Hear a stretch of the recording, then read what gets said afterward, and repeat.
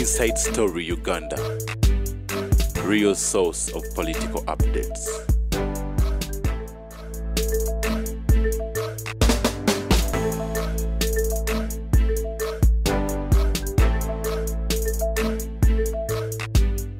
Eyajo kunula abana ba Israeli Musa kasamu wana abafere mwe bayingira buli Museveni gwa wana I wish I had 100 musisizi. Okay.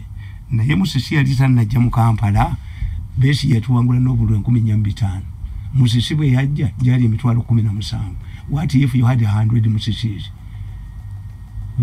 Yes, nzinavayo nenwanyisa musisi president yangu bile simu nalina wanu. Why are you using musisi ne mubuli anti musisi like pastor who demolishes the churches? Oyobisopo kigamba nakanti ati mu muti abalokole omusajja ne mumuwa omulokole ku church gundi yabalokole eminensi nibamubuuza ye bano baakuba bakayongo si balokole. In fact kayongo yesoka n'okutunda ki kuba bibasooka okukwata omusajja mu denying odi nagana president nagana nanga nkuwadde obwa advisor bwa Kampala nimugasi gendayo musitali advisor tasobola kubeera is captured. Musisi yenga y'omuntu yandibadde n'olwa capture abatasobola kubeera advised nti babuuzanga musisi ekibuuzo nti ababuuzanga Museveni what is your comment about Musisi? Oh, I wish I had 100 nenga adisu nga bwe banoonya Museveni akonfirminge nti ebikolebwa Musisi biki bibye si Musisi initiatives tebabisoma ebyo fetu bisobola nti when you come and say nti afende mukoza yakala kuwamba kitaawe kakati owagira besigye ne bamugisa muntu nti olaba ne ono omwana wa mulabiye. You are working in the hands of the enemy. Olibwa interpreting a tweet what katinga bwe yayogedde. Yes, kakati gobo ekikubanga bakikuba. Yes, na ye tata ayagala muwamba. If your biological son turns against you, it means that the earlier people who said that you are no longer in charge are correct. Nze nabaga nti omusawo Muganda nanga nti mama wange yandoga mfuluma bufulumi kubanga if it has come to a time omama wange okundoga then he likes me. If Muhozi turned against his father then it justifies early accusations. Museveni has reached a level ne mutabani we yennyini omulaba ate kiri tata kyayogera nti this is my avenger kati nakyo muba mu kikasoseri na avenger must be stronger. So therefore bano nzimba saasira tipo nga Museveni we yaleeta obuyekera naye bwe bamukubye nti olukiiko lwa Kampala minister yaguze demotoka eza ambulance zitwala abantu okufa tukumanyi weyabe mukube simu wano mubabuuze ani yazise emirambo ku kyalo ejebole 10 ejiwalantinga all of this. Why is it that amawanga amalala agatwetoolodde tegabeera devastated ngaffe? Why? Yes, we have to impose questions. We are not denying. Ebola wali. Yes. Na ye panic. It created ne fear. Why is it approaching Christmas? When Museveni nebaleta ba doctors, a lockdown. When you have a lockdown, what does it mean? A lockdown means that their supermarkets will continue operating. Nidde nawe mukuna vu. Ati mumbitegera. Nti bya Christmas. Why monitor to pushing towards Christmas? But doctors never fire so-called experts. I would expect the chairperson of the Doctors Association, Uganda Medical Association, to talk about the doctors' facilities, but not a lockdown. Mutembitegera. Chobola bantabitamu nnyo. Nabagamba nti mu Uganda magola yaleeta omusajja Professor Naziru era muwandiko ko. Okay. Professor Naziru yajja wano naye bawaga nti magola mubbi naye nalabye Diana nga talina nsonyi yabaddeyo naye nti magola tiyabadde ku mukolo gwe bamugee nti alina covid tasinkana Museveni kubanga nga tebaagala magola alabike era Museveni yamugambye ti nje nkwebaza olw'okulizizitinga abalabe ba factory eno monitor yakubyeko nakulaga structure kyatugendeyo girabe natuteyo muwanga muyanga yavudde yaka nga n'ensonyi zimukutte mu Africa kyekirimu kyokka ekwota Museveni gye yaguddewo ekwota kiri ekintu kinene nnyo Matuga naye amawulire tegakiraga magola mubbi omusajja oyo yasaba asikana akakiko ka health ne bagaana nasaba mesa technology n'agaana nasaba kina kakati bakigatta kuba bategeera information earlier Museveni bali bamuganja ogendayo n'aganja agendayo magola mulwadde nento batena nga tuddewo nimwe abataswala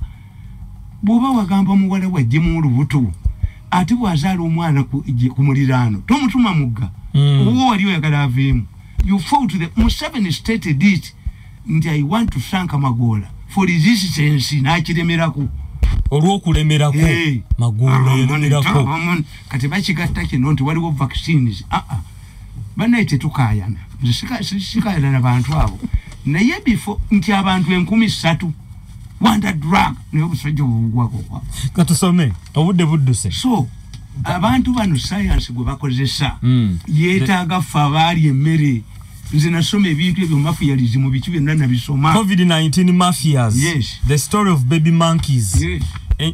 Enkima zizino nzirabe emwe ekutte ginnewayo ku mutwe amutulage eddagala nga tetunaliteeka ku bantu ndaba wana enkima emwe ekutte ku ginnewayo mu kawonko mu box mulimu ki omwana muleete ku DNA eddagala musenero lyakoze tumukkiriza akoze nnyo nga Museveni bwamuwaana naye eddagala lino liriwa mululuuza mumbwa eyo eyaba osajja wa monitor amawulire gegasooka okufa. My grandfather told me a story tusoma ekitabo kya mukukunavu COVID-19 mafias, the story of baby monkeys. My grandfather told me a story about a fierce fire that gutted a forest. Then old monkeys gathered to discuss their future if the whole forest is destroyed. Meanwhile, the baby monkeys, on the other hand, were shouting on top of their voices, praying to God, to the red flame, to approach so that they can play with it. They obviously couldn't realize the danger of fire posed.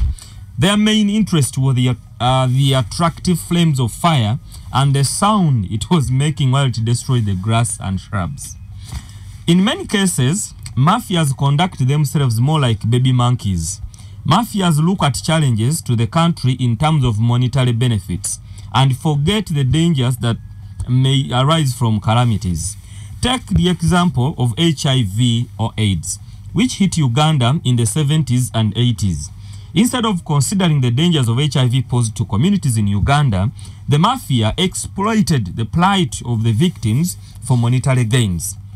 Many bogus organizations purporting to be helping victims were set up, but funds ended up in the pockets of the mafia. The funds that were allocated to the Uganda AIDS Commission were not spared either. Government drugs intended to save lives of Ugandans suffering from the disease were stolen and sold to neighboring countries by the mafia. Furthermore, Uganda hosted an international conference on refugees where almost $1 billion was raised, but not spared by corrupt mafia. Billion number. Bwebamala okutegeera nti baleezinze billion bayosha obuma bwa kasooli bwonna mu kisenyi basapulaayinge bokka obuma baabwokya era omusogo omunyampi gwe baagoba fenti babbira mu prime minister's office OPM babbira mu gundu alitimeteereyo president yalagidde to improve sports facilities mu Uganda n'abagamba mundeetere budget ndoza yabadde initial budget NCS ya 5 billion naye omusajja abaddeyo mu National Council of Sports tafunanga ku mirembe the gigi summoned him namuguliringa for 5 hours. The following day, yesterday, Auditor General, an Auditor General has never questioned a person. The Auditor General just releases a report to Parliament. Next time nja kusanga bamukutte. Naye Museveni yatadde era bazibbe. Eggwanga lyammwe basajja mmwe, eggwanga lyammwe bantu mmwe. Tugenda kufuuka the sick man of East Africa. What you talked about the intention. Atutabani Japani. Why you get the intention? Intention yabwe eri. Bobo okola investigation. You look at the intention. For political mafia. Bajawo omuntu ne bali ya sente ne batte ekintu kya Museveni. Ekyokubiri sente zo bazagala mu politics. nti balowooza nti buli muntu agulibwa. Ekyokusatu, they remove you and install somebody their ally. Kati muna bamugambye ayigege yagambye omusajja mbu. The reason why I've summoned you have links with Gavuuddeyo FC. Kakati ogamba otya nti eminence nagoba omusajja wano namuga negwe ekikugobeza osoma nnyo Bayibuli. Wali gambye nti we are greeting you because we have found out that you don't have any connection in sports. But it is a crime now that this man of National Council of Sports has links, alleged links with the Gavuuddeyo FC. A reasonable person would say you are unfair. You are giving a lot of funds to Gavuuddeyo FC. Where is the Gavuuddeyo FC? Kubanga Gavuuddeyo yajoyogerako etimu 16 zetulina mu Premier League Gavuuddeyo terimu. Siswenti ne mu bigiriji mweri. Enkira bamutu tewo yandiba mu region. Where did international auditor general yomuwanga yagamba first lady yagende Israeli emirundi 8 mu wiki ngokuva Tel Aviv okutuuka entebe 8 hours. Yayimizanga ko ne mubanga bwati nasikalawo ngatu nga yagenda daga mu napettaka nimuga muli kwati kumulabe. Okay. So these people politics go babazanyamu. Nze Museveni tali used ku bufere but Museveni bamuteka mu mbeera ne mubonyabonya abantu abeka sana Kampala yaguze minister mukwata arrest the Kampala minister. How did he approach with these vehicles? What happened to the vehicles that Museveni solicited ku COVID? Zabula kuyege zaziri ezapiti ebamuka twasonda kuyege zaziri lwaki yakisiza wa minister wa Kampala Muchala Kabanda yazisiza wagule motoka answer nene banadini ne basirike nsintu gizanyira mu bwetuti buli muntu era batuga mu byobufuzi ti obwana achemalira buleetebwa abageza abali mu gwanga nga basizisi Bayibuli etugamba omunyo gwensi gumaze okugwa mwesa bali tunga mu kakati dokita avayo omunyo we gugwa mwesa omunyo gwensi omunyo bagugwa mwensa. If COVID was real at that magnitude, the doctors' concerns would be facilities to protect the medical doctors. Sicha aliko alikukola mpulida abeka sana nabo nga batandise okuyomba naddala bokuyamba nga bagamba fe tetulaba na sente ze batugamba okutuwa ate Museveni mumanyi namukola abeka sana badde boogera musisite yagano kulininga contract ye Museveni bw'omuzanyira mu obubadi kuba is a honest man tiyategeera nti if it is real nga Ebola jali kantekoze tafu measure naye ayina security team ye musenera jagenda bubino okusinga kundi no yodana bajage nono mukazi wa Harris kuba bazanyide mu Harris ne bakamala lwaki abo gundi abasiramu abo bakugamba nti Katonda bw'aba amaze okukyawa omukulembeze ensi yagireetera endwadde nyingi. Is it where we are? Damubuze ekibuuzo ekyo. Yes, is it where you are? Katonda yakyawa Museveni lwaki endwadde zituluma Kenya tiziriiyo Tanzania tiziriiyo olaba okumanya abantu abagezi Ebola has drugs, effective drugs munsi mweziri naye baage nti ono Ebola bamuyita Southern Sudan Ebola musenero katumabire ko mungalo nga kyayagala South Sudan Ebola ono mupya siwe Kongo kati Katonda ye yamulese tukiza abasiramu kye bagamba nti Katonda bw'aba akyayo omukulembeze ensi yagireeta mu endwadde nyingi. If it is Southern Sudan Ebola, it originated from Southern Sudan. Is Southern Sudan making measures that Museveni is making here? No dia abantu begwanga no bazanyirako. Enshine shirika South Sudan Ebola naita kitugumu naita gulu naita najja nasibire mu bende ne kasanda ikale katumaleyo egwanga mulivuddemu katumaleyo ndashira kukiriza in recent bali bagenda okusanyaawo Sodoma ne Gomora Katonda yatuka ne ku bantu basatu ngati muli n'abasatu babulamu nze ndi wendi atendo documentinga. Okay. In the recent invasion of locusts in East Africa, Kagame aliwa yola na galensa and despite the destruction and the threat the locusts posed to countries, the mafia looked at the invasion as an opportunity to steal money. Unlike mafia groups operating in other countries, the Uganda's mafia has several unique features that include the following. 1. The mafia have a strong foothold in government. Yes. Number 2. Auditor General. Amanyi jegaliyo. Anti Museveni bamumanyi ti respecting institutions. Waliwo gondi mba. Musajja ba umugenzi wamwita medical gwa. Museveni yamugobera mu lisafa ya muntu ogo. Baga nti kagwa ADF erumbi empondo. Neyo meeting etudde mu Grand Bank waggulu. Ne balonda kagwa nga next president. Which was a lie. Now, umugenzi mayombo yangamba, we realized later that it was a lie. Why didn't you inform the president? Bomu informing that one word before. I did the trusting a report. You talk is a Kagwana again. But Museveni later found out. Na rehabilitating a Kagwa. Na mukiza na agenda na chikira mwishi. Uganda mu East Africa mu yara. Kagwana mwano wa human rights. Kati bumuli bate mu muyino yo. The damage inflicted. Number 2,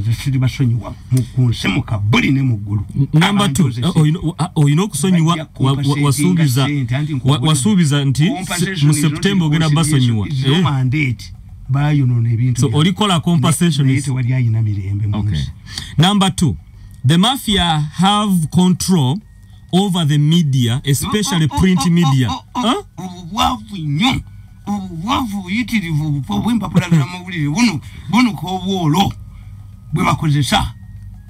Wanda drug eriwa. How can we subject 3,000 Ugandans to a drug we don't know? Wali omukyala wano mukulu mu government bali bamujje mu kidney operation ne bamukuba eddagala lya COVID yafaye nawayero ne gye bamutwala yonna Nairobi wa London baba boza, do you have medical doctors in Uganda? Nga chekibuzo chebabuza. The medical doctor failed to understand ti omuntu gwe bakozeeko operation takubwa daga mweno champaka eddagala bayino bakuba eddagala lina variations eri America lyo kali lina 95%. Ate okumanya musendera abalimba a vaccine is not a cure. Era baku vaccinating na kwata yone Ebola Southern Sudan Ebola ensiyo ne abagezi nekiriza ensiyo no munyu gwesa kiriza munyu gwesi katumaleyo mu Southern Sudan Java yote bafa katumaleyo nzo bamunsibe but the future will exonerate me into obufere buyiti ne Museveni will deal with Musenero.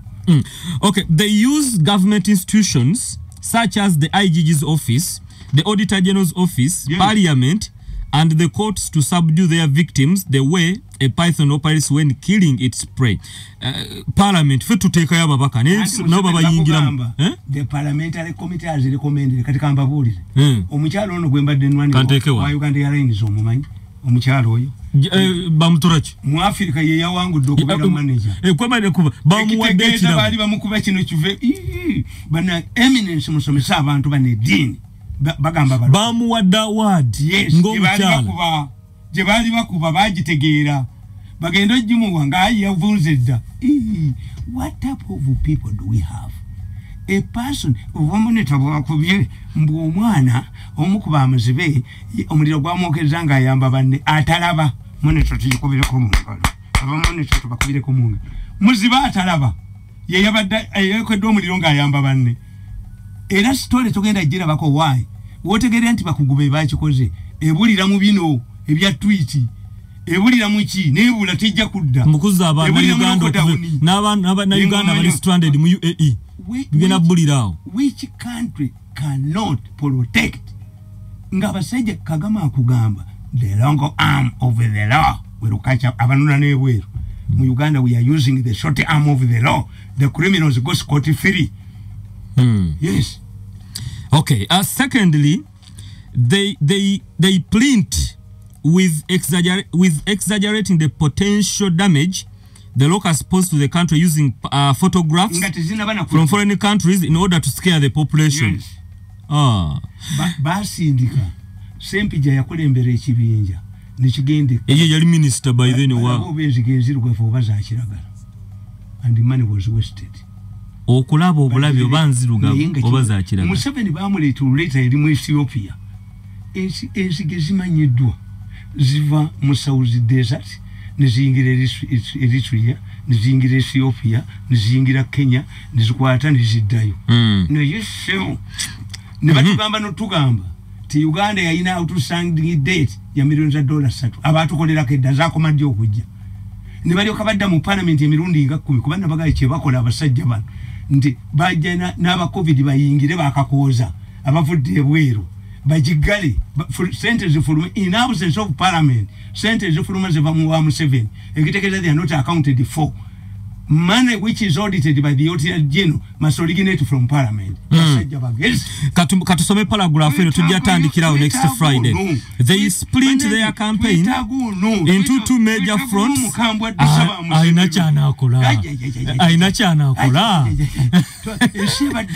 Yoninga foka game. Ngibaga umusajja aduso ababbi tulabeko kulimbo ya ababbi.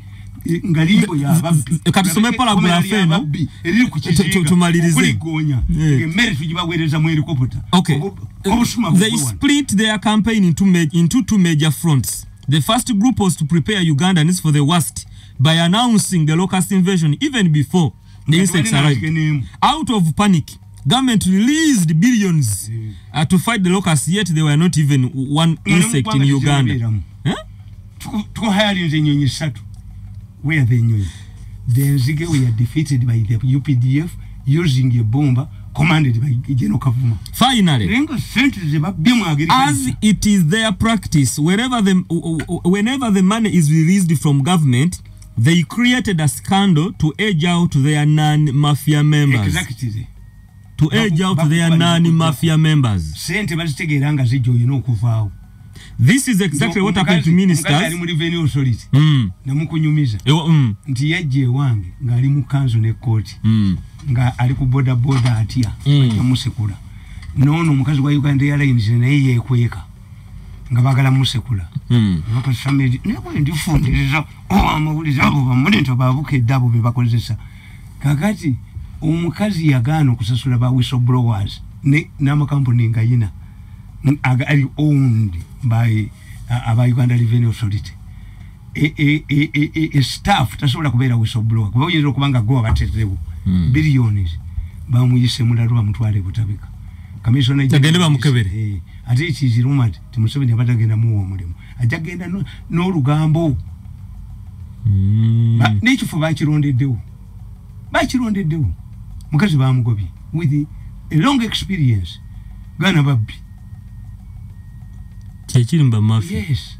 They edge you out. Mkugambi, the President Museveni has identified sports as a priority. Kubanga achitegedde ekisabu kya yenze kulute bakizimba. Gondi bano bakitopiti gwechola ba sports wa amanyi nnyo. Nze simena kwogera linnya lyoyo bamwitani? Yani Micho. Ono Omuddusi. Omuddusi Kiprotich. Awutwali tribalism.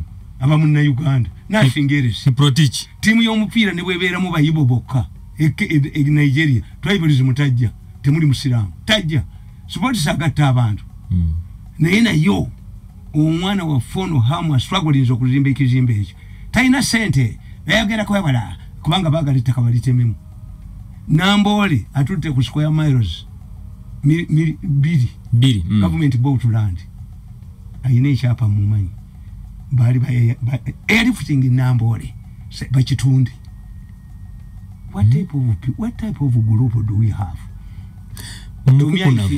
Katutunulira agenda ku Uganda mu dakiika enemu bwe kibanga taata ba mafia bano bamulemye omwana n'abasobola ate anti bamulwanyisiza kyovola banzina zino amazina mutiroli anti omwana n'abasobola ate politics alinga mupiira temuyinza kuwagira timu yabajja ku kikopo muwagira endala kati nzo abantu bibo nasinza kubawagira ne balete billion y'ekikumi bayina bajja kutegula ewafu bwe batebazirese mu Canada bagantu mu West ayina kujja tufuka ngamba fukamira koji mwate munna jasaliho muju mukiyiwebo kakati muhozi bamukubanganze.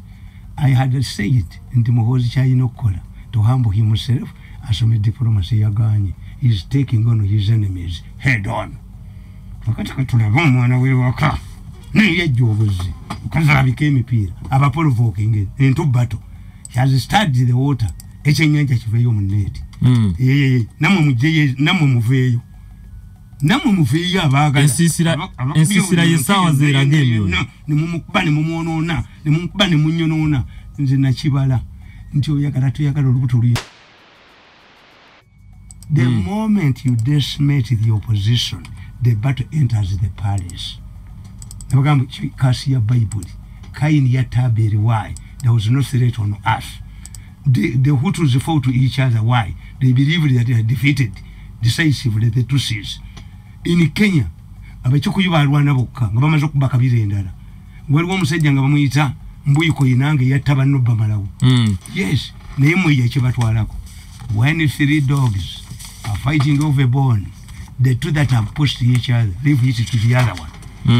Mukizenyirimu naye ono yatukubye nakuba buli muntu yenna pursuance of the presidency atukuba tumaliwo jolise katika yambalagane ne bwebenkana. Okay. Katuve wano mukukonavu tweyanziza abatuuliriza eddakiika zaffe ziweddeyo tujja kutandikirawo essaawa eryemu ey'amakyago olunaku olwaleero bwe tubadde n'omukukunavu bwetunagenda wali sembyayo ekyo kugunde ku national office tebalumbye wano balumbye NRM. How can a sensible person say because I was defeated in an election by the population and I did not go to court, then Museveni must give me money? You lost.